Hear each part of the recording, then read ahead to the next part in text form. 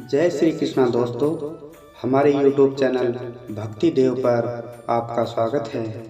दोस्तों, जैसा कि आपको पता है, हमने एक नई सीरीज की शुरुआत की थी जिसमें हमने आपको बताया था कि भगवत गीता के सभी 18 अध्याय को बहुत ही सरल भाषा में आप तक पहुंचाने का प्रयास रहेगा। तो दोस्तों, उसी सीरीज के अंदर आज हम जानेंगे भगवत गीता के तृतीय अध्याय कर्म योग के बारे में। इसमें हम जानेंगे कि हम कर्म में अकर्म की अवस्था को कैसे और क्यों प्राप्त करते हैं। श्री कृष्ण अर्जुन को बताते हैं कि ऐसा कोई समय नहीं जब हम कर्म न करते हो। इससे पहले के अध्याय में हमने सांख्य योग के ज्ञान को जाना और इस अध्याय में भी इसकी चर्चा करेंगे।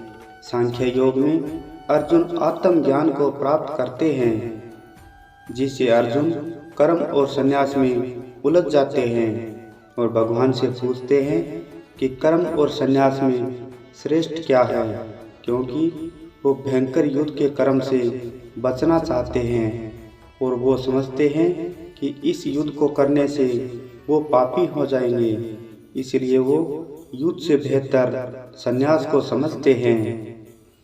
दोस्तों, श्री कृष्ण उनको एक गहरी बात समझाते हैं जिससे अर्जुन के संशय या कंफ्यूजन को दूर करते हैं और संन्यास से बेहतर कर्म को बताते हैं, क्योंकि भौतिक जगत में सन्यासी बनना कठिन है और ये मार्ग तपस्याओं से भरा है, अर्थात कर्म के माध्यम से भगवान को पाना आसान है। भगवान अब कर्म योग के बारे में बताना शुरू करते हैं। भगवान कहते हैं कि सन्यासी बनना भी बिना कर्म के बिना असंभव है, अर्थात कर्म से बचने से कुछ भी हासिल नहीं होता। मनुष्य किसी भी अवस्था में हो तो उसके न चाहते हुए भी उससे कर्म तो होते ही हैं। भगवान कहते हैं जब तक जीवन रहेगा तब तक न चाहते हुए भी कर्म तो करना ही होगा। अर्जुन को समझाते हुए बताते हैं कि हर पल कर्म होना ही है, तो क्यों न वो कर्म उसके विषय में जानकर किया जाए, क्योंकि उचित कर्म ही कर्म के बंधन से मुक्त कराता है। जो सिर्फ दिखावे के लिए कर्म करता है तो वो व्यक्ति ढोंगी कहलाता है, अपने जीवन का नाश भी करता है। इसे एक उदाहरण से समझते हैं कि किसी व्यक्ति ने गृहस्थ जीवन का तो त्याग कर दिया और सन्यासी भी बन गया, लेकिन उसके बाद भी उसके मन में संसार और नारी भोग की अभिलाषा है, तो भगवान ऐसे व्यक्ति को घोर पापी बता रही हैं। दोस्तों, आपने भी हमारे समाज में कई ऐसे लोगों को देखा है जो देखने में तो संत लगते हैं, लेकिन उन्होंने अपने संत के वेश में वो कर्म किए हैं जिनकी वजह से आज वो जेल के सलाखों में हैं। तो दोस्तों, ऐसे व्यक्तियों से हमें बचकर रहना चाहिए। दोस्तों, भगवान श्री कृष्ण आगे हमें निष्काम कर्म के बारे में बता रहे हैं। श्री कृष्ण के अनुसार जो व्यक्ति अपनी इंद्रियों को काबू कर बिना किसी भोग की इच्छा के अपना कर्म करता है, ऐसे कर्म को निष्काम कर्म कहते हैं। इस प्रकार का कर्म और इसका फल भगवान को समर्पित करते हैं। ऐसे व्यक्ति श्रेष्ठ और संपूर्ण कर्म योगी होते हैं। ऐसे व्यक्ति के सामने चाहे कोई सुंदर नारी या कोई स्वादिष्ट भोजन ही क्यों न आ जाए, वो व्यक्ति अपने कर्म से नहीं भागता और अपने कर्म को निष्ठापूर्वक पूरा करता है। भगवान यहाँ हमें यज्ञ की महिमा बताते हैं। उनके अनुसार यज्ञ के द्वारा शुरू किया गया कर्म श्रेष्ठ होता है, अर्थात भगवान के लिए किया गया यज्ञ देवी देवताओं को फलीभूत करता है और कर्म योग्य प्रसाद के रूप में देवताओं का आशीर्वाद प्राप्त करता है। और भगवान कहते हैं जो बिना यज्ञ के कर्म करता है वो स्वार्थी और लोभी होता है, अर्थात अहंकारी होता है। वैसे तो यज्ञ वेदों में बताई विधि द्वारा करना श्रेष्ठ होता है, लेकिन इस कलयुग में इस विधि से हर समय यज्ञ करना आसान नहीं है।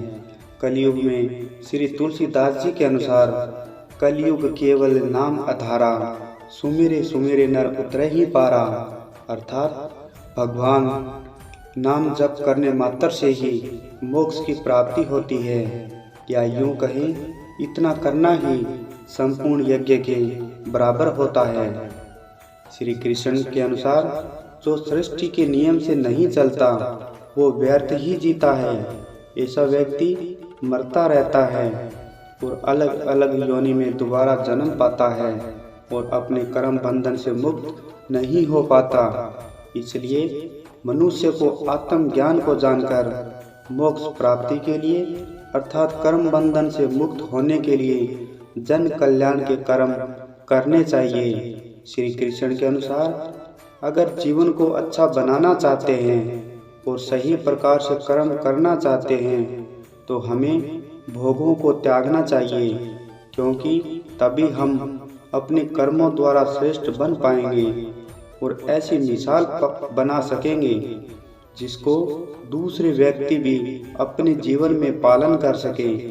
यहाँ भगवान अर्जुन को स्वयं का उदाहरण देते हैं और कहते हैं कि मैं तीनों लोकों का स्वामी हूँ, मैं जो चाहूँ वो पा सकता हूँ, लेकिन मैं फिर भी धरती पर हर युग में प्रकट होकर कर्म करता हूँ। जैसे मैं इस समय तेरा सारथी बनकर तेरे साथ हूँ।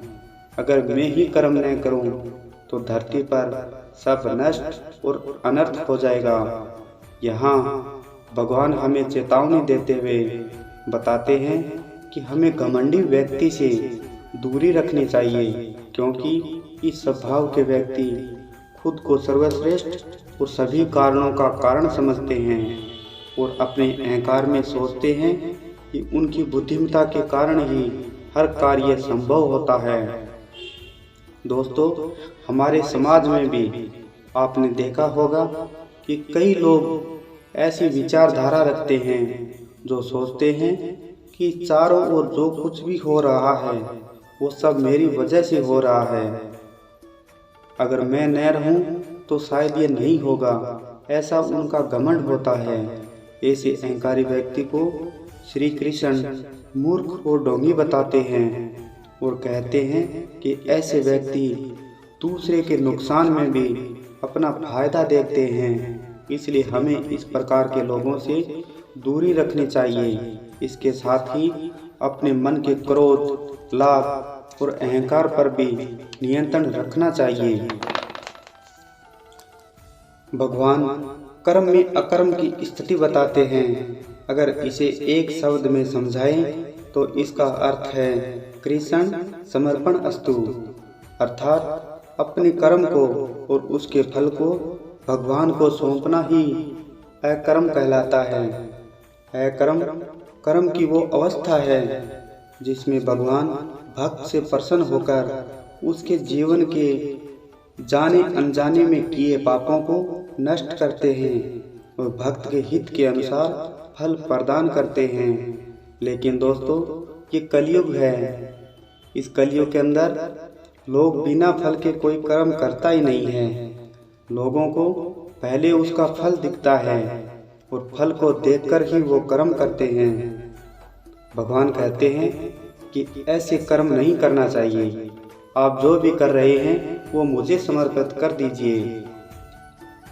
भगवान ने यह भी बहुत बार कहा है भगवत गीता में कि तुम कर्म करते रहो, फल की इच्छा मत करो, क्योंकि फल तुम्हें मैं दूंगा। पर हमारे कलयुग में लोगों को इतना विश्वास होता कहाँ है। दोस्तों, मैंने अपने पूरी तरफ से भगवत गीता को बहुत ही सरल भाषा में इस तृतीय अध्याय को आप तक पहुंचाने का प्रयास किया है। इसके अंदर जहां कहीं भी त्रुटि रह गई हो तो मैं आपसे क्षमा प्रार्थी हूँ।